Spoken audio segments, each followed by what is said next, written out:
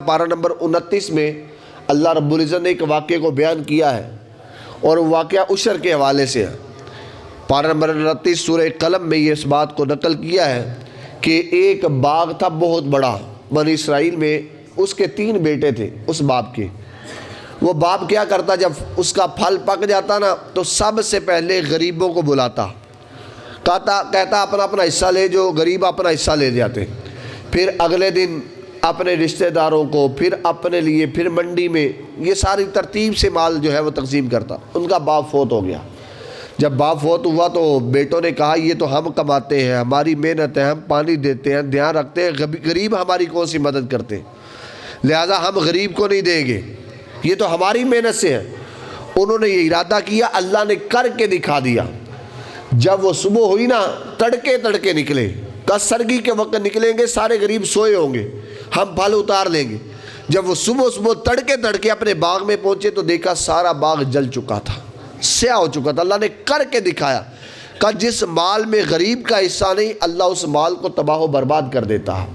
آج اگرچہ مال جلتا نہیں، لیکن حقیقت میں وہ مال ہم سوا کھا رہے ہوتے ہیں۔ حقیقی طور پر وہ جل چکا ہے، لیکن ظاہر ہمیں جلا ہوا نظر نہیں آتا۔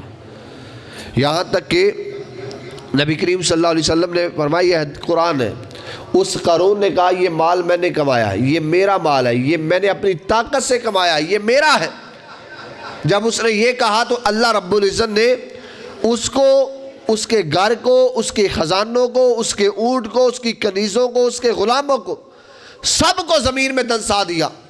اب وہ موسیٰ علیہ السلام کو کہتا ہے، موسیٰ علیہ السلام مجھے بچائیں۔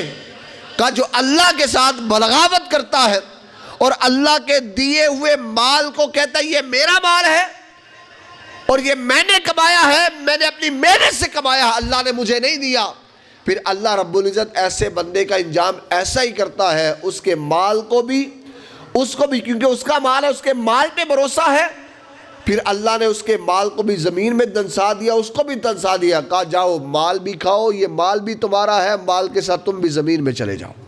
اور آج تک وہ زمین کی طرف دنسا جا رہا ہے۔ اس کا مطلب یہ ہے کہ بندے کو مال نہیں بچاتا، بندے کو دولت نہیں بچاتی، بندے کو جب بھی بچاتا ہے دولت خرچ کرنا بچاتا ہے۔